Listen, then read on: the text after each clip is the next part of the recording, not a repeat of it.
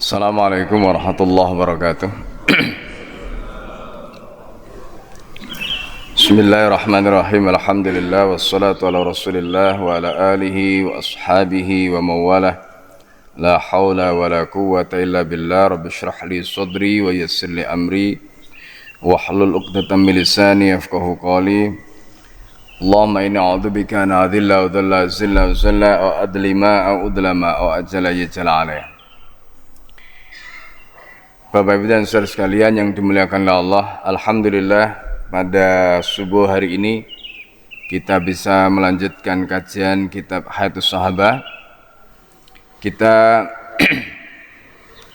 masuk di juz yang kedua ya, halaman 358. Ini adalah sisa dari pembahasan sebelumnya, yaitu kisah Amirul Mukminin Ali Ibn Abi Thalib radhiyallahu anhu fi hadzal amal. Jadi kaitannya dengan bagaimana kezuhudan dan kewaraan Sayyidina Ali.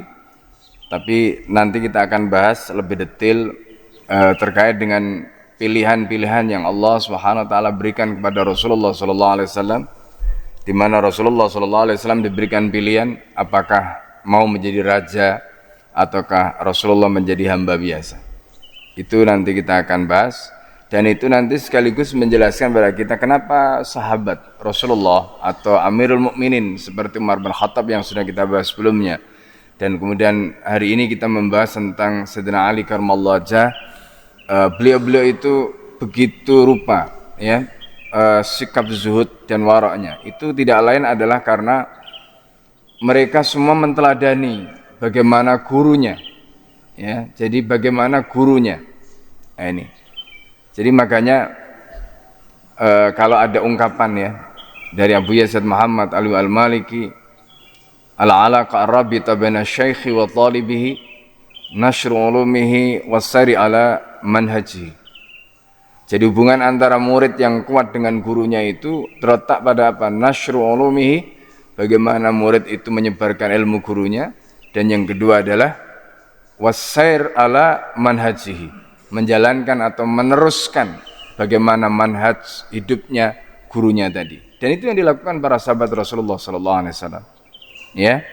Nah, karena itu kalau kemudian kita sebelumnya sudah membahas bagaimana Sayyidina Umar bin Khattab seperti itu, Sayyidina Ali sekarang kita bahas seperti ini, itu semua karena apa yang tadi seperti disampaikan oleh Abu Yazid Muhammad. Sebelum kita mulai untuk keberkahan majelis kita dan ilmu kita, sebentar.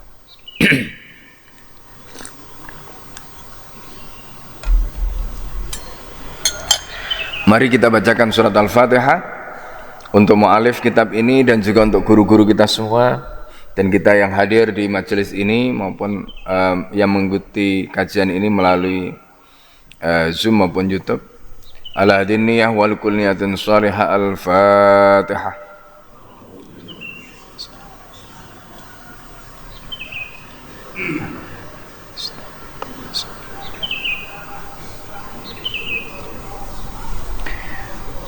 Bismillahirrahmanirrahim. Qala al-mu'allif rahimahullah, nafa'ana bihi wa bi'ulumihi fid dharain amin.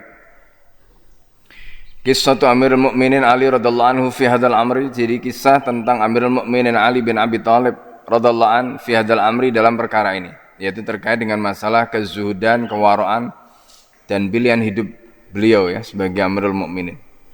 Dan ini terjadi setelah Sayyidah Fatimah radhiyallahu anha, putri kesayangan Rasulullah sallallahu alaihi wasallam, wafat, meninggalkan beliau. Ya. Wa akhraja Abu Ubaid telah mengeluarkan riwayat an Antarah dari Antarah qala, berkata, dakhaltu ala Ali ibn Abi Thalib radhiyallahu anhu bil Khawarnaq. Aku telah memasuki atau aku telah menemui Ali bin Abi Thalib di Khawarnaq. Khawarnaq itu istana ya, di sini disebutkan. Jadi dalam syarahnya itu ya, bi fathaini wa ra' sakinah wa nun maftuhah, jadi dengan apa namanya khawa ya, khawa itu fathataini, di fathah kha dan wawunya, kemudian ra-nya disukun, khawarnaq ya, wa nun maftuhah, nun di fathah ya. Kemudian di situ disebutkan ya huwa maudhi' bil Kufah, itu adalah tempat yang ada di Kufah. Ya, karena beliau ketika menjadi khalifah itu istananya atau ibu kotanya ada di Kufah. Wal ma'ruf anna al-qasr qa'im al-an bi dhahiril khirah. Jadi tempat ini terkenal, istana yang sampai hari ini masih ada ya di daerah Hirah ya. Itu daerah di Kufah. Wa alaysa malu qatifatin wa yur'adu fiha minal bardi. Ya, nah ketika itu Sayyidina Ali itu memakai alaihi samalu qatifatin. Jadi qatifah ini itu adalah disebutkan as-samalu itu al-khalq minas thiyab, al-qatifah ya ia kisah lahu khumul. Ya, jadi beliau itu memakai pakaian itu sebenarnya bukan pakaian yang bagus. Ya, pakaian yang ya boleh dikatakan pakaian yang sudah usang lah gitu ya. Pakaian yang kurang memenuhi apa yang dibutuhkan oleh beliau. Wa yur'adu fiha minal bardi. Beliau itu dalam kondisi menggigil, kedinginan, gemeter ya. Di istana itu padahal dibayangkan ya, dalam istana beliau memakai pakaian ya itu mungkin sejenis apa ya pakaian atau semacam selimut yang dipakai ya. Dan ternyata pakaian itu tidak bisa membuat beliau jadi membuat rasa dinginnya tadi itu hilang dari beliau ya minal bardi karena dingin. Jadi karena dingin itu kan butuh pakaian yang entah itu selimut atau apa, tapi beliau karena pakaiannya tadi itu pakaian yang seperti itu, maka pakaian itu tidak bisa menghilangkan rasa dingin yang menyerang beliau. Ya, dan kita tahu di wilayah-wilayah itu ya musim itu kan ada dua. Jadi shaif dan syita. Ya bisa musim dingin dan musim panas gitu. Nah itu yang terjadi. Jadi kalau dingin sekali, ya. Kalau dingin itu dingin sekali. Kalau panas sekali. Nah itu, ya. Kalau kita ini kan karena di khatul istiwa, ya, atau garis khatulistiwa. Bahasa Arabnya khatul istiwa. Khat itu garis, istiwa itu tengah. Jadi kita itu berada di garis tengah. Nah, makanya posisi suhunya enak kalau di Indonesia itu. Ya kan kita kan nggak pernah mengalami suhu 40 derajat itu nggak pernah. Kalau di Mekah ya atau di Mesir bahkan ya itu bisa lebih panas, di daerah Afrika lebih panas ya. Nah, ini kalau pas musim panas sekali, kalau pas dingin sekali. Nah, ini kemudian di sini disebutkan ya Amirul Mukminin, wahai Amirul Mukminin, innallaha qad ja'ala laka, Allah telah menjadikan untukmu wali ahli baitika dan untuk keluargamu nasiban baikan fi hadal mali, dari harta ini. Harta apa? Harta Baitul Mal. Jadi Amirul Mukminin, Anda itu punya hak. Ya. Anda itu punya hak dan keluarga Anda juga punya hak dari Baitul Mal ini. Kata beliau. Wa anta tur'atu, dan engkau dalam kondisi tadi ya menggigil. Gemeteran karena kedinginan. Minal barati, karena dingin. Apa jawaban Sayyidina Ali? Faqala inni wallahi, demi Allah kata Sayyidina Ali. Ya. Sesungguhnya aku la arza'u, aku tidak akan, arza'u di sini diartikan ya la angkusu, aku tidak akan mengurangi min malikum syai'an. Masya Allah, aku tidak akan mengurangi harta kalian sedikit pun. Coba bayangkan ya. Jadi Amirul Mukminin yang kekuasaannya itu sudah meliputi seluruh jazirah Arab, wilayah Syam masuk di dalamnya, termasuk juga Persia masuk di dalamnya. Coba bayangkan ya. Artinya ini negara yang bisa mengalahkan superpower pada waktu itu ya. Negara yang sudah bisa mengalahkan superpower pada waktu itu. Romawi dan Persia sudah takluk. Coba bayangkan, subhanallah. Tapi penguasanya seperti itu ya, penguasanya seperti itu ya. Ini bayangkan ya, kalau negara kecil ya kalau orang Jawa bilang itu melete gitu ya kan. Nah, ini kemelindi lah gitu ya kan. Udahlah negaranya kecil, miskin gitu, penguasanya kemelindi lagi ya. Nah, ini masalah. Ini negara superpower, negara besar, penguasanya zuhud dan waraknya seperti itu. Masya Allah ya. Nah, ini wahadil qatifatu yallati kharajtu. Coba bayangkan, tadi kan beliau sebutkan Jadi beliau itu memakai pakaian yang sudah katakanlah sudah lama lah gitu ya, pakaian yang sudah usang gitu, bukan pakaian baru. Kata beliau, pakaian ini iyallati kharajtu biha min baiti, ini yang aku bawa, aku keluarkan. Maksudnya kharajtu biha itu ketika beliau keluar dari rumahnya di Madinah, itulah yang beliau bawa ke Irak, ke Kufah. Coba bayangkan. Ya. Min baiti, dari rumahku, aqala minal Madinah, atau dari Madinah. Dalam riwayat yang lain. Kada fil bidayati, begitulah riwayat ya, ini disebutkan di dalam kitab Al-Bidayah wa Nihayahnya Ibnu Katsir, Al-Hafidz Ibnu Katsir.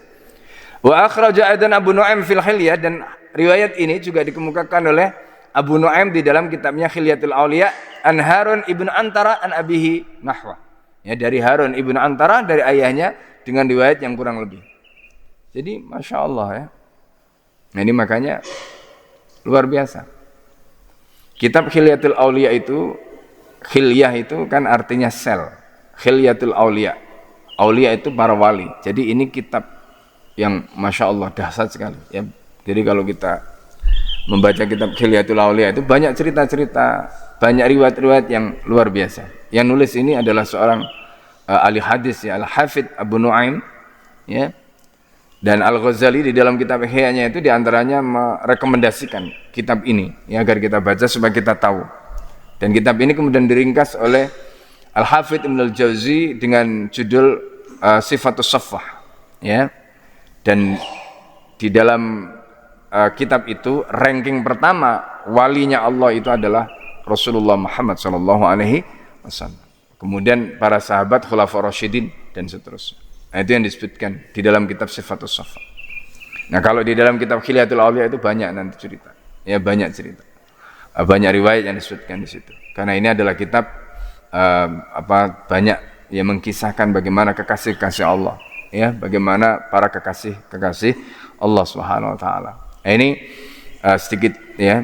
Dan jadi kalau kita melihat bagaimana Sayyidina Ali itu menjadi kekasihnya Allah, bagaimana Umar menjadi kekasihnya Allah, bagaimana Rasulullah, nanti kita bisa melihat ya bagaimana Allah memberikan tawaran ya, memberikan tawaran kepada Nabi melalui malaikat Mikail misalnya. Ya, kemudian nanti Nabi SAW diajari oleh Jibril bagaimana cara, itu semua menggambarkan ya kepada kita dan direkam oleh para sahabat. Ya, bagaimana kemudian Nabi itu mengajarkan kepada kita hidup di dunia ini. Ya, nah ini. Dan itulah yang kemudian tadi kita lihat bagaimana itu kemudian menjelma pada sosok Sayyidina Ali karramallahu wajhah, atau sebelumnya kita bisa pelajari di dalam sosok Sayyidina Umar bin Khattab radhiyallahu anhu. Nah, sekarang kita lanjutkan di bagian berikutnya, yaitu raddul mali wa raddun nabi ma'urida alaihi minal mal. Jadi bagaimana Nabi itu mengembalikan harta. Bagaimana Nabi itu ketika ditawari oleh Allah tentang harta benda di dunia ini, Nabi tolak. Qissatuhu ma'a Jibril wa malik akhar. Jadi kisah Nabi bersama malaikat Jibril ya, dan malaikat-malaikat lain alaihi wassalam fi hadzal amri ya, dalam perkara ini ya. Nah, jadi kalau ya bahasanya Gus Bah itu malaikat Jibril atau 10 malaikat lah yang kita kita imani ya, yang kalau di dalam kitab Aqidatul Awam itu kan ada 10 itu ya. Nah, itu sebenarnya bukan hanya 10 malaikatnya itu 10 itu malaikat papan atas. bahasanya beliau itu malaikat papan atas ya, yang nama-namanya itu disebutkan. Ada banyak malaikat yang namanya nggak disebutkan. Jadi jangan dikira malaikat itu cuma 10 ya, jangan dikira malaikat cuma 10 gitu. Banyak malaikat. Nah, cuma yang ya malaikat papan atas ini, ketuanya para malaikat ini ya Jibril ya, Jibril. Nah, ini coba kita lihat bagaimana Jibril itu mendatangi Rasulullah SAW, ngajari Nabi ya, ketika Nabi mendapatkan tawaran dari malaikat yang lain ya. Di sini disebutkan akhraja Ya'qub ibnu Sufyan an Ibnu Abbas radhiyallahu anhuma. Ya'qub telah mengeluarkan riwayat dari Ibnu Sufyan dari Ibnu Abbas radhiyallahu anhuma. Anallaha arsala ila Nabi sallallahu alaihi wasallam malakan minal malaikah.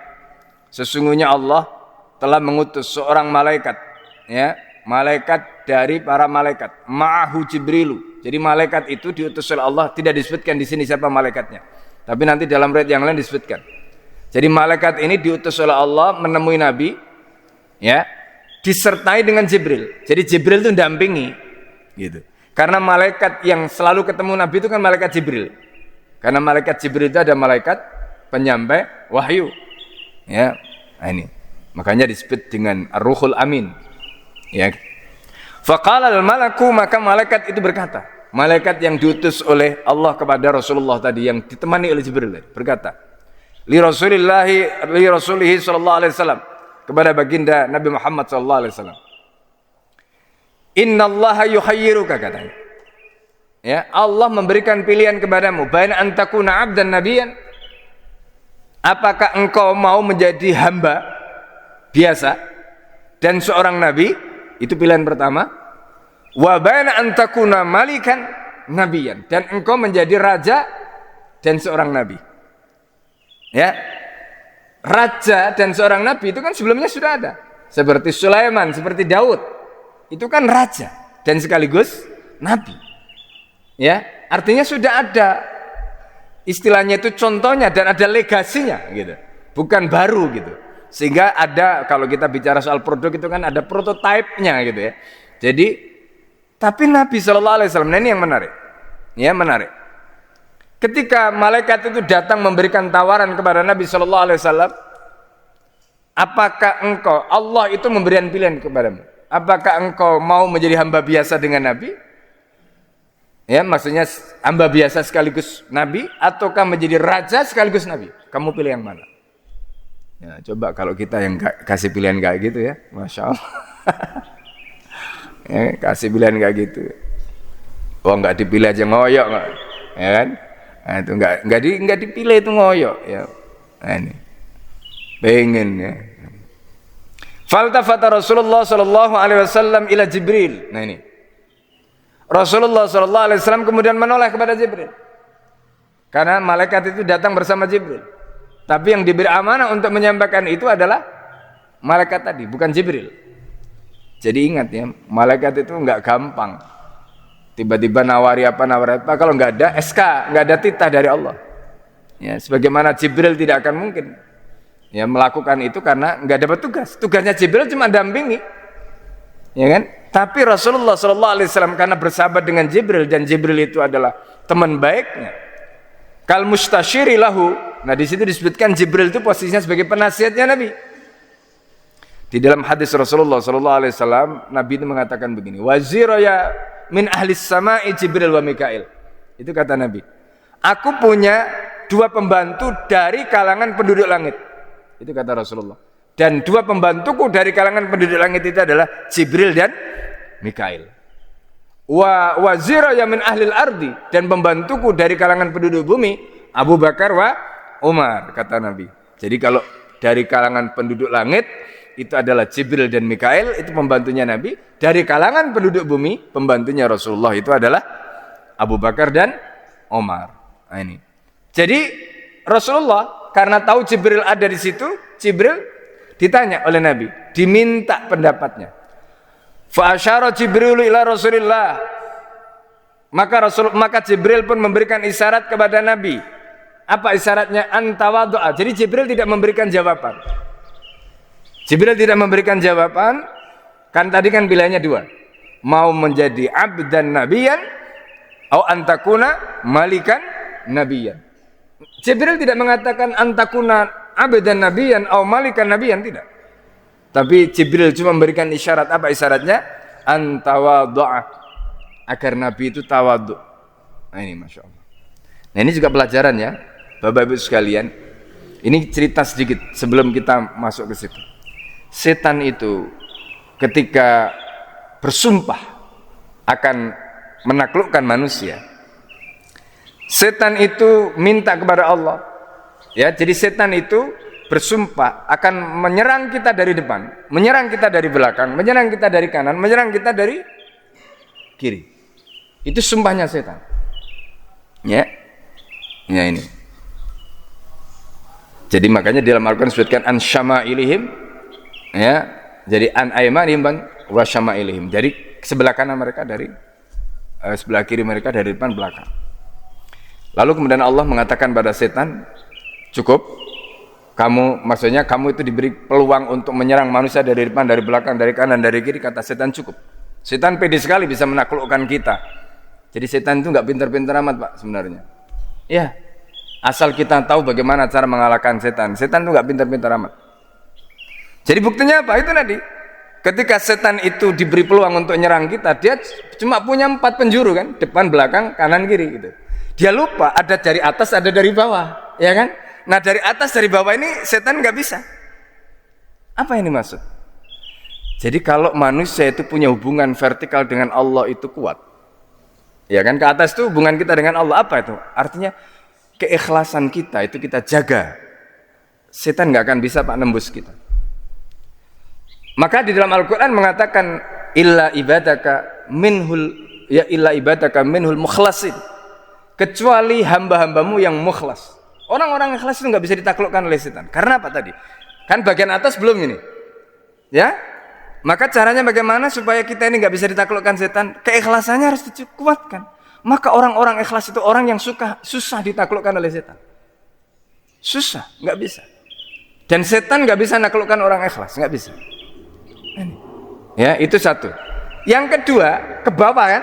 Ke bawah. Jadi kalau ke atas tadi itu terkait dengan hubungan kita dengan Allah, kita menjaga keikhlasan kita. Yang ke bawah itu kita dengan manusia apa? Yaitu tawadhu.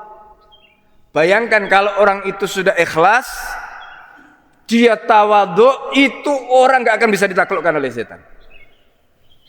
Yang susah itu, yang gampang itu, sudahlah gak ikhlas, sombong. Nah, ya? Oh, itu paling gampang itu. Mau ilmunya setinggi apapun, orang itu gampang sekali ditaklukkan oleh setan. Kenapa? Karena setan bisa nyerang dari depan, dari belakang, dari kanan, dari kiri. Tapi orang yang ikhlas, orang yang tawadhu nggak bisa ditaklukkan setan. Ini rumusnya. Makanya nasihatnya Jibril kepada Nabi apa? Antawa doa, supaya Nabi itu tawadhu. Nah, ini. Jadi antawa doa itu supaya Nabi tawadhu. Maka faqala Rasulullah sallallahu alaihi wasallam. Jadi Nabi itu cerdas. Nabi sudah tahu ketika Jibril mengisyaratkan antawadhu agar Nabi itu tawadhu. Maka Rasulullah sallallahu alaihi wasallam langsung pilihannya, kan pilihannya tadi dua, antakuna abdan nabiyan atau antakuna malikan nabiyan. Mana di antara dua ini yang tawadhu? Yang pertama kan, yaitu menjadi hamba biasa sekaligus nabi, bukan menjadi raja sekaligus nabi. Jadi itu pilihan yang diisyaratkan oleh Jibril. Bal akuna abdan nabiyan, kata Rasulullah, kemudian menjawab jawaban pertanyaan dari malaikat yang datang menjadi utusannya Allah tadi itu. Apa kata Rasulullah? Bal akuna abdan nabiyan, aku memilih untuk menjadi hamba sekaligus nabi. Qala fama akala ba'da tilkal kalimatu aman. Dan sejak saat itu Nabi tidak pernah makan lagi, sejak artinya Nabi mengucapkan kalimat itu. Ba'dan, ya, jadi setelah Nabi mengucapkan kalimat itu, an akuna abdan nabiyan fama akala ba'da tilkal kalimat. Nabi tidak pernah makan setelah mengucapkan kalimat itu, ta'aman, makanan muttaki'an, dengan duduk sambil bersandar begini. Jadi kalau apa namanya, biasanya kan ada sandaran gitu ya. Jadi duduk sambil bersandar, makan sambil, nggak pernah Nabi sallallahu alaihi wasallam. Makanya kemudian dalam banyak riwayat yang kita sudah pelajari, Nabi itu duduk makan di bawah seperti hamba, seperti budak. Ya, makan di bawah seperti budak, nggak bersandar, ya, tidak bersandar, tapi makannya seperti itu. Ya, kemudian dengan 3 jari, ya kan? 3 jari. Kenapa dengan 3 jari? Ya. Itu juga sebenarnya memberikan irsyad. Nabi itu memberikan irsyad. Irsyad itu apa? Bimbingan, advice. Kenapa dengan 3 jari? Supaya yang dimakan itu tidak banyak. Kita sudah bahas sebelumnya, semua penyakit itu sumbernya dari perut. Dan itu confirm hari ini dengan ya kedokteran, ya kan? Semua penyakit sumbernya dari apa? Dari perut. Nah, Nabi mengajarkan kita makan pada saat lapar, berhenti sebelum kenyang. Makannya cukup dengan 3 jari, supaya apa? Supaya ngambil lukmahnya itu apa? Puluhan kalau orang Jawa bilang gitu ya. Lukmah itu bahasa Arab, ya, puluhan, ya. Apa bahasa Indonesianya? Suapan, ya, suapan. Suapannya itu supaya nggak besar. Lukmah ya bahasa Arabnya. Nah, ini. Jadi suapannya itu supaya nggak besar. Jadi kalau bayangkan kalau 5 jari begini kan gede nih. Ya apalagi kalau misalnya ngambilnya itu sambil nggaruk gitu kan. Masya Allah ya. Nah, ini. Nabi itu ngajarkan 3 jari begini. Ya. Sudah begitu ngajari dengan jari, habis itu disuruh jilati.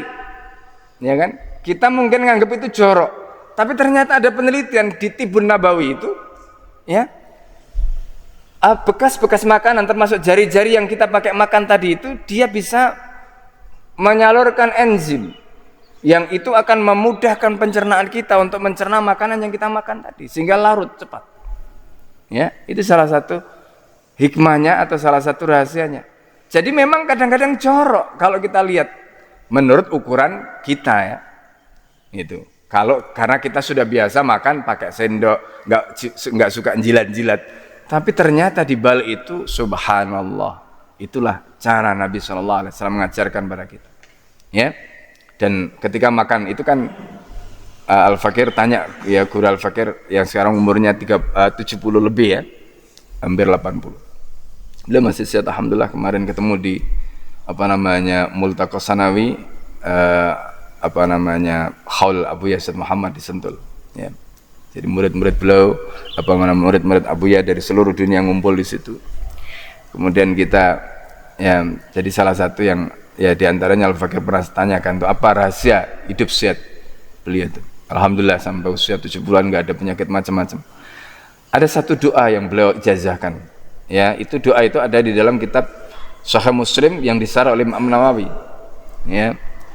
Jadi kita kan biasanya baca doanya itu Allahumma barik lana fima razaqtana wa qina adzabannar, kan begitu kan doanya. Jadi Allahumma barik lana, ya Allah berkahilah kami ya, fima razaqtana apa yang Kau anugerahkan pada kami, wa qina dan lindungilah kami, selamatkanlah kami ya, wa qina adzabannar dari adab neraka. Ada riwayat yang kedua, Allahumma barik lana fima razaqtana wa at'imna khairan minhu. Nah itu riwayat yang kedua. Nah mungkin jarang ya doa ini kita amalkan. Apa makna doa itu? Ya Allahumma barik lana fima razaqtana, ya Allah berkahilah apa yang Kau anugerahkan kepada kami, wa at'imna dan berikanlah kami makan khairan minhu.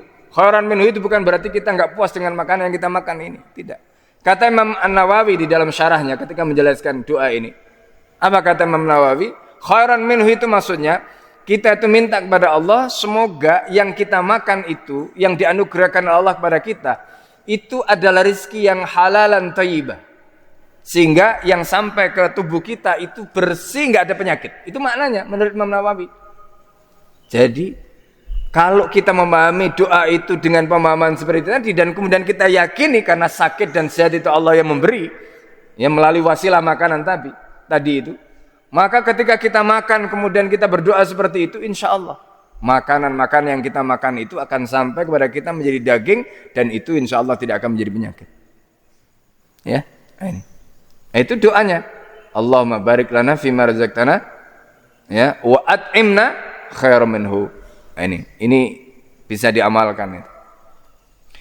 Hatta laki, jadi Nabi itu fama'akala ba'da tilkal kalimatu aman muttaqian. Nabi enggak pernah makan sambil bersandar. Hatta laki Allah azza wa jalla, sehingga Nabi itu bertemu dengan Allah sampai wafatnya. Hakadha rawal Bukhari fit tarikh, begitulah riwayat ini diriwayatkan Imam Bukhari dalam kitab tarikhnya. Jadi Imam Bukhari tidak hanya punya kitab sahih tapi punya kitab tarikh. Wan Nasa'i, begitu juga Imam Nasa'i kada fil bidayah, dan begitu juga riwayat ini disebutkan di dalam kitab Al-Bidayah wa Nihayahnya Al-Hafidz Ibnu Katsir. Kemudian kisah yang lain di sini disebutkan kisah tunukhralahu sallallahu alaihi wasallam Jibril alaihissalam fi dzalika. Jadi ini kisah yang lain di mana Rasulullah sallallahu alaihi wasallam bersama Jibril. Ya, dalam kasus yang kurang lebih mirip lah. Tawarannya sama, tawaran dunia. Ya, Bapak Ibu sekalian, dunia itu dari kata dani. Ya. Ya. Jadi dana ya denu itu bisa artinya mendekat, bisa artinya rendah, bisa artinya hina. Dani itu hina. Dunia disebut dunia itu karena dunia itu hina. Maka bodoh sekali kalau ada orang hidup di dunia mengorbankan akhirat hanya untuk dunia. Itu bodoh sekali. Makanya kata Nabi apa? Al-kayyisu, orang yang cerdas, atau aqyasun nas dalam riwayat yang lain. Orang yang paling cerdas. Siapa orang yang paling cerdas? Man kata Nabi. Ya. Al-kayyisu man dana. Nah, di situ menggunakan kata dan. Orang yang bisa menaklukkan nafsahu, jiwanya, menaklukkan nafsunya. Wa amila, dan dia melakukan amal lima ba'dal maut. Untuk menyiapkan setelah kematian. Semua yang kita kumpulkan, kita mengerahkan effort kita, harta kita, tenaga kita. Bahkan kadang-kadang berkelahi dengan temannya. Hanya untuk kursi, jabatan, untuk harta. Itu semua akan kita tinggalkan. Semua ada the end-nya, ada akhirnya, ada nihayanya. Ya, karena itu fana semua. Bayangkan. Untuk itu dia sanggup melakukan apapun. Tapi akhiratnya dia lupakan. Nah, itu. Ya, akhiratnya dia lupakan. Maka Allah itu sengaja menggunakan kata dunia itu untuk membangun persepsi, mindset, ya, ke dalam diri kita bahwa dunia itu hina. Ngapain kamu? Ya, untuk mengejar dunia itu semua kamu korbankan. Padahal itu semua yang sudah kamu kedapatkan gak akan kamu bawa mati. Kamu akan tinggalkan. Boleh kita menikmati. Makanya Allah di dalam Al-Quran mengatakan wabtaghu fima ataqallah darul akhirah. Fima ataqallahu darul akhirah. Tapi kata Allah wala tansa nafsibaka minad dunya. Silahkan kamu cari dunia, tapi kamu ingat, ya, kamu jangan melupakan akhirat. Karena yang paling utama itu walal akhiratu khairun laka minal ula, kata Allah kepada Nabi, dan akhirat itu lebih baik bagimu minal ula, ketimbang dunia. Ya, kita jangan sampai nanti di akhirat itu menjadi orang yang bangkrut, muflis. Jangan sampai. Ya, menjadi orang yang bangkrut. Nah, ini naudzubillah. Nah, di sini diceritakan wa inda Tabrani bi isnadin hasanin wal Baihaqi an Ibnu Abbas, ya, dalam riwayat Tabrani dengan isnad yang hasan dari Baihaqi dari Ibnu Abbas qala, berkata, kana Rasulullah sallallahu alaihi wasallam, suatu ketika Rasulullah sallallahu alaihi wasallam data yaumin, pada suatu hari, wa Jibrilu alaihi salam, dan Jibril alaihi salam ala sofa, ketika itu ada di atas bukit, ada di sofa, bukit sofa. Bukit sofa kita sudah tahu. Faqala Rasulullah sallallahu alaihi wasallam, Rasulullah kemudian berkata, ya Jibril, hai Jibril, walladzi ba'atsaka bil haqq, demi zat yang mengutusmu dengan membawa kebenaran. Ya, ma'amsa li ali Muhammadin suffatun. Ya, ma'amsa, tidaklah berlalu waktu petang li ali Muhammad, untuk keluarga Muhammad, suffatun min daqiqin. Jadi ini apa namanya? Nabi itu bersumpah demi Allah, katanya Nabi, tidaklah petang itu berlalu untuk keluarga Muhammad, ya. Jadi di mana keluarga Muhammad itu tidak mempunyai apa. Jadi di situ disebutkan suffatun min daqiqin, tidak ada apa namanya, dakik itu tepung, ya. Jadi apa namanya, dakik itu disebut dakik karena lembut, dia terbuat dari gandum, jadi tepung gandum, itu dakik, ya. Wala kafun min sawikin, begitu juga tidak ada satu kafun, itu satu ini telapak, itu Nabi tidak ada petang, ya, yang hendak dilalui Nabi oleh keluarga Nabi, tapi Nabi tidak punya apa yang mau dimakan. Falam yakun kalamuhu bi asra min an sami'a haddatan minas sama. Coba bayangkan, ini Nabi mengatakan begitu kepada Jibril tentang kondisi rumahnya, tentang kondisi ekonominya. Waktu itu Nabi masih di Mekah, belum di Madinah. Karena ini cerita tentang di sofa. Begitu Nabi, falam yakun kalamu bi asra min an sami'a haddatan minas sama, tiba-tiba ada suara yang seperti kilat datang dari langit, afza'athu, di mana suara tadi itu membuat Nabi itu mengagetkan Nabi. Faqala Rasulullah sallallahu alaihi wasallam, Rasulullah kemudian bertanya, amarallahu al-qiyamah an taqum, apakah Allah perintahkan agar kiamat itu segera datang atau ada? Qala la, tidak. Walakin amarallahu Israfil, tetapi Allah memerintahkan pada Israfil alaihissalam. Allah perintahkan pada Israfil. Jadi kalau tadi di riwayat sebelumnya tidak disebutkan malaikatnya siapa, tapi di sini disebutkan malaikatnya Israfil. Padahal Israfil itu ditugaskan apa? Untuk meniup trompet. Makanya pertanyaan Nabi begitu, apakah Allah perintahkan kepada kamu agar kiamat ini segera ada? Karena yang ditugasi oleh Allah untuk menemui Nabi siapa? Malaikat Israfil yang tugasnya niup trompet. Kok tiba-tiba malaikat peniup trompet, ya, datang menghadap Rasulullah SAW karena mendengar Jadi ini ya. Jadi Nabi ngomong ya, dawuh seperti itu, lalu kemudian tiba-tiba Allah ini saking sayangnya kepada Nabi, apa yang diucapkan oleh Nabi kepada Jibril tadi itu langsung disambut oleh Allah dengan mengirim secepat kilat malaikat Israfil. Sampai Nabi kaget. Ya, sampai Nabi kaget. Maka pertanyaannya seperti tadi. Lalu kemudian disebutkan di situ walakin amarallah Israfil alaihissalam, tetapi Allah perintahkan kepada Israfil fanazala ilaika, maka Israfil turun untuk menemuimu. Hina sami'a kalam, maka ketika Israfil mendengarkan, ya, hina sami'a kalam, maka ketika Allah mendengarkan kalammu.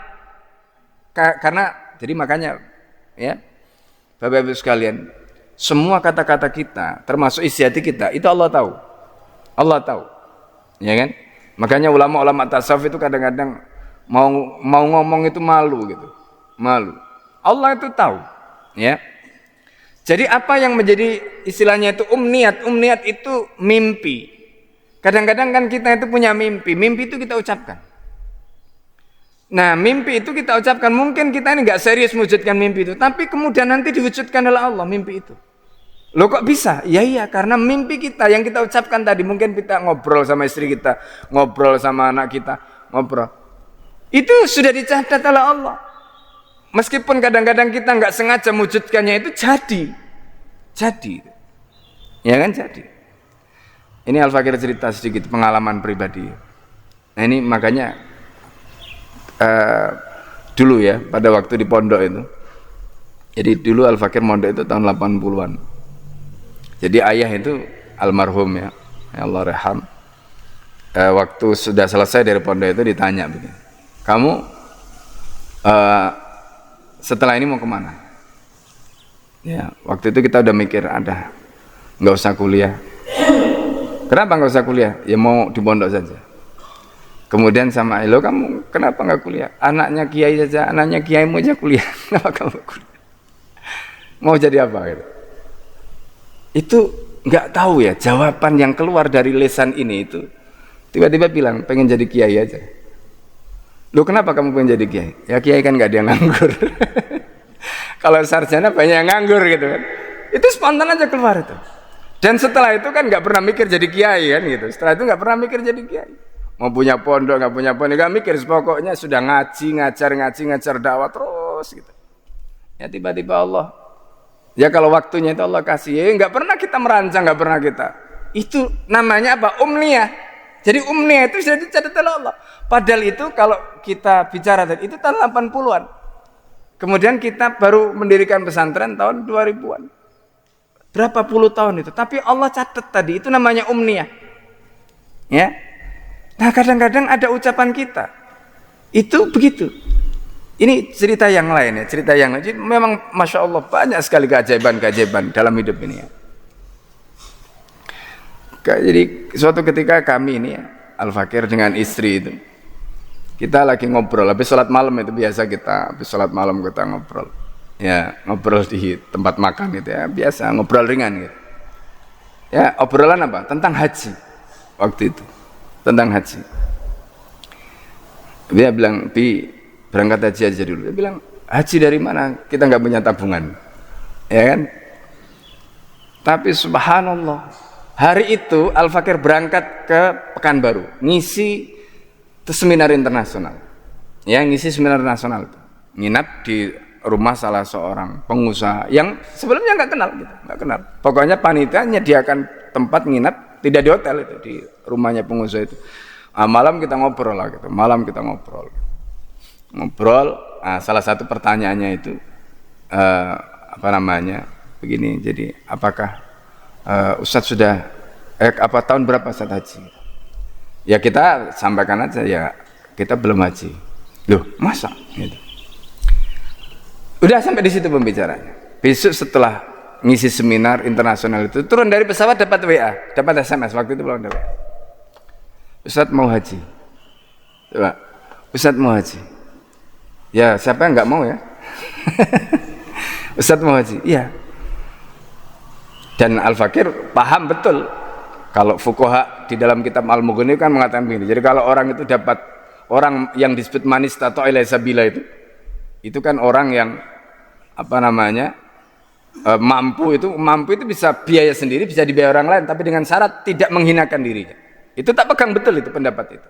Pendapatnya Ibnul Qayyim, Ibnu Qudamah di dalam kitabnya Al-Mughni tadi. Subhanallah. Langsung sampai rumah suruh buka rekening. Buka. Ya. Dan pada saat yang sama Al-Fakir dapat rezeki, istri juga seminggu kemudian bisa daftar, dan akhirnya kita berangkat tahun 2007 naik haji yang pertama. Jadi itu namanya ucapan. Kadang-kadang ucapan kita itu yang kita tidak sengaja itu sudah dicatat sama Allah. Ya, makanya jangan main-main. Ya deh. Termasuk ucapan kita kepada anak kita itu jangan main-main. Itu menjadi catatan yang nggak akan dihapus. Itu namanya umniyah.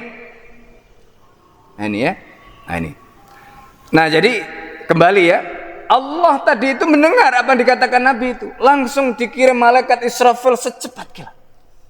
Coba bayangkan, secepat kilat langsung dikirim.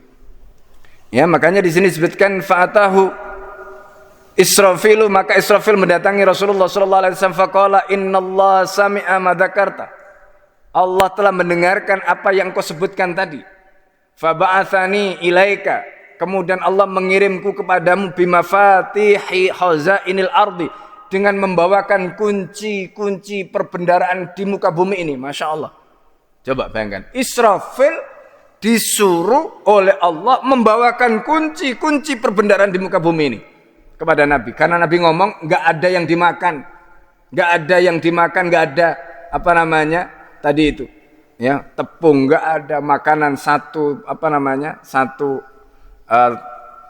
tangan ini, ya, nggak ada. Gitu. Kemudian wa amarani an a'ridu alaikan, ya, usayyiru ma'aka, dan aku diperintahkan oleh Allah untuk menawarkan kepadamu an usayyiru ma'aka jibala Tihamah, untuk ngelilingi gunung Tihamah. Tihamah itu, ya, Tihamah ini gunung yang terkenal, tapi sebenarnya ini bukan satu gunung tunggal, ya, karena Tihamah itu disebutkan, ya, ada yang menyebutkan Tihamah Urdun, ada Tihamah Hijaz, ya, itu karena sebagian ada mengartikan itu memang gunung itu letaknya, ya, antara Yordan sampai Hijaz tadi itu. Maka kemudian ada menyebut Tihamah Yordan, Tihamah Urdun, Tihamah. Apa? Israfil diperintahkan oleh Allah untuk ngajak Nabi jalan. Coba bayangkan, jalan, kalau itu kita hitung dari Yordan itu ada di Syam, ya, Syam itu, ya, tadi, ya, Yordan, ya, kita tahu sekarang, dan sampai Hijaz di Mekah misalnya, disuruh jalan, diajak jalan untuk keliling. Kemudian apa? Zumurradan wa yaqutan wa dhahaban wa fiddatan, untuk menjadikan itu menjadi zamrud kita tahu, ya, kemudian yakut, wa dhahaban, emas, wa fiddatan, dan fiddah, perak.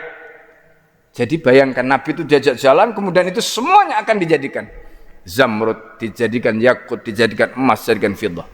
Fa'altu, maka aku akan lakukan. Fa in syi'ta nabiyan malikan, kalau engkau mau menjadi seorang nabi dan raja. Wa in syi'ta nabiyan abdan, dan jika engkau menjadi nabi atau hamba. Fa'auma'a ilaihi Jibrilu an tawaddu'a, maka kemudian Jibril memberikan isyarat kepada Nabi untuk bersikap tawadhu. Ini kan tawaran yang menggiurkan. Coba makanya pernah kita bahas, Rasulullah itu milih sikap zuhud itu bukan karena kepeksa, bukan karena terpaksa, bukan karena tidak ada pilihan. Jadi beda, ya. Orang miskin itu terpaksa zuhud dengan orang kaya yang zuhud itu beda. Orang kaya yang zuhud itulah yang benar-benar zuhud. Kalau orang miskin zuhud itu terpaksa, karena dia nggak bisa menikmati kekayaan. Nah, itu. Tapi kalau orang itu punya peluang kaya, dia kaya terus dia zuhud, itu yang benar. Dia menikmati kekayaan, tetapi kekayaan tidak ada di dalam hatinya. Itu zuhud yang benar. Bukan orang yang dia sebenarnya tidak mampu apa-apa, kemudian dia mengatakan saya zuhud. Enggak. Karena dia tidak punya peluang untuk menikmati itu. Nah, ini bukan itu. Dan itu diucapkan, disampaikan 3 kali, ya. Jadi faqala, kata Nabi sallallahu alaihi wasallam, bal nabiyyan abdan, tetapi aku ingin menjadi hamba, menjadi nabi yang hamba saja. Diucapkan Nabi 3 kali untuk menegaskan bahwa itu pilihan yang dipilih oleh Rasulullah. Kada fit targhib, begitulah dinyatakan dalam kitab Targhib. Wa qala Al-Haythami, ya, Al-Haythami mengatakan rawahu Tabrani fil Awsat, diriwayatkan At-Tabrani dalam kitabnya Al-Awsat, wa fi Sa'dan ibn Walid. Ya, di situ ada seorang perawi namanya Sa'dan ibn Walid, wala ma'rifu, dan aku tidak mengenalnya, kata At-Tabrani, wa baqiyatu rijali rijalus sahih, dan semua perawi-perawinya adalah perawi yang sahih. Nah, ini penjelasan, ya. Nah, kemudian hadis yang berikutnya ini hampir sama. Tawarannya tawaran untuk mendapatkan harta. Ya, kalau yang 2 hadis tadi itu sama-sama pilihan Nabi memilih menjadi hamba dan nabi. Dalam riwayat yang pertama disebutkan antakuna abadan nabiyan atau antakuna malikan nabiyan, dan Nabi memilih an akuna abadan nabiyan. Dalam riwayat yang kedua menggunakan, ya, kalimat, ya, nabiyan abadan atau malikan abadan. Jadi abadan nabiyan, nabiyan abadan atau malikan nabiyan tadi itu. Ya, itu. Kemudian di dalam hadis ini pendek, ya, dalam hadis ini, tapi intinya di sini. Arada alayya rabbi, kata Nabi, ya. Arada alayya rabbi liyaj'ala li badaha Makkah dhahaban. Nah, ini makanya kalau Al-Fakir sedang membimbing umrah, ini hadis ini sering Al-Fakir ceritakan. Karena hadis ini diucapkan oleh Rasulullah SAW.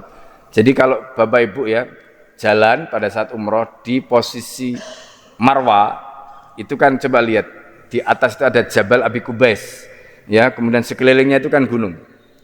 Nah, di sini disebutkan kata Nabi, arada alayya rabbi, Allah tawarkan kepadaku liyaj'alali, untuk menjadikan untukku bataha Makkah dhahaban.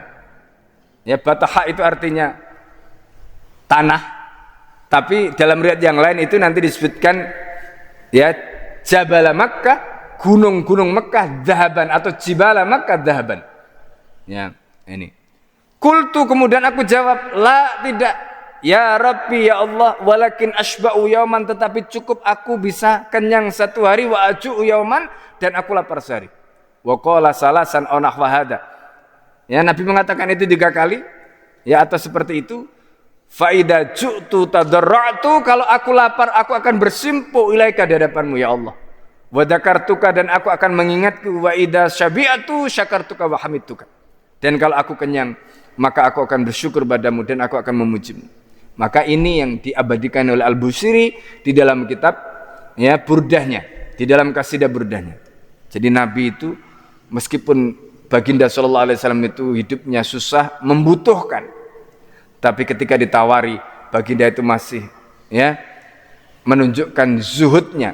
Jadi kalau orang bilang itu, meskipun orang itu susah dan membutuhkan, tapi enggak ndroko, ya kan? Apa? Tidak menunjukkan sikap ndroko. Ndroko itu ya rakus, ya, ditawari mau ini, enggak begitu Rasulullah sallallahu alaihi wasallam. Padahal Nabi itu sangat membutuhkan. Dalam riwayat yang terakhir ini, ya, hadis Ali radhiyallahu anhu fi dzalika, itu disebutkan, atani malakun, datang kepadaku seorang malaikat, faqala ya Muhammad inna rabbaka yaqra'u 'alaikas salam. Muhammad, Tuhanmu mengirimkan salam kepadamu. Wa yaqulu, dan mengatakan dan berfirman, in syi'ta ja'altu laka bataha Makkah dhahaban. Kalau kamu mau, aku akan jadikan tanah-tanah di Mekah itu menjadi emas. Untuk siapa? Untuk Rasulullah. Qala farafa ra'sahu sama. Nabi kemudian mengangkat kepalanya ke langit. Wa qala la, tidak, ya Rabb asba'u yauman, ya, aku cukup bisa kenyang 1 hari, fa ahmaduka, kalau aku kenyang aku akan memujimu, wa aju'u yauman, dan aku cukup lapar sehari, dan aku bisa lapar sehari, fa as'aluka, dan pada saat aku lapar aku akan mohon padamu. Jadi Bapak Ibu sekalian, ya, kita lapar, kita kenyang, itu sama-sama baik. Kenapa? Kalau kita baca riwayat ini, ketika kita lapar, kita memohon pada Allah, itu baik. Pada saat kita kenyang, kita bersyukur pada Allah, itu baik. Makanya dalam hadis Muslim dikatakan oleh Nabi, ajaban li amril muslim. Orang muslim itu luar biasa menakjubkan. Idza asabahu khairun fasyakara. Kalau dia itu diberi kebaikan, dia bersyukur. Syukur itu pahala, Pak. ya berpahala, bahkan wajib. Ya, makanya disebutkan Nabi kalau dia diberi nikmat bersyukur itu luar biasa. Ya, kemudian wa idza asaba syarrun, kalau dia ditimpa keburukan fasabara, dia bersabar. Termasuk berdoa tadi, wasta'inu bis sabri was shalah. Kamu kalau punya masalah minta sama Allah dengan sabar, dengan sholat, dengan minta sama Allah. Ya kan? Nah, itu nanti termasuk ada Pak doa-doa ya. Jadi Nabi itu ngajarkan kita tawassul. Tawassul. Jadi kalau kita punya masalah, minta sama Allah dengan tawassul kepada baginda Nabi Muhammad SAW. Termasuk kalau kita sakit, kita apa? Ya kita punya muskilah. Itu diantara yang diajarkan Rasulullah SAW. Itu sama-sama baiknya. Makanya dalam hadis yang lain, dalam kitab yang dikutip oleh Ibnul Qayyim ya, Al-Jauziyah dalam kitabnya Uddatus Sabirin wa Dakhiratus Syakirin, itu beliau mengutip satu hadis, kata beliau, al-imanu niswan. Iman itu ada dua bagian. Nisfu asyukru wa nisfu as-sabru. Separuhnya itu syukur, separuhnya itu adalah sabar. Itu iman, Masya Allah. Jadi kita itu kalau dapat nikmat syukur itu baik. Kita kalau dapat nikmat itu, kita kalau tidak dapat nikmat itu kita sabar, itu juga baik. Dua-duanya dapat pahala. Itu yang dikatakan Nabi tadi. Orang mukmin ini memang menakjubkan. Nah, Rasulullah ngajari tadi. Ya kalau kita lapar, kita mohon pada Allah tadarru'tu ilaika wa as'aluka. Kita bersimpuh minta sama Allah. Ya. Makanya Al-Busiri itu sampai mengabadikan itu dengan indah di dalam qasidah burdahnya. Jadi menggambarkan bagaimana Rasulullah SAW ya, yang begitu luar biasa tadi. Baik, mungkin ini yang bisa Al-Fakir sampaikan di dalam kesempatan kali ini. Ya. Kalau ada pertanyaan sebelum kita tutup, silakan. Dari apa yang tadi sudah sampaikan ya. Tidak ada? Baik, kalau tidak ada sampai di sini kita tutup kajian kita pada pagi hari ini dengan baca doa kafaratul majlis bersama-sama. Subhanakallah hamdika asyhadu an la ilaha illa anta astaghfiruka wa atubu ilaik. Assalamualaikum warahmatullahi wabarakatuh.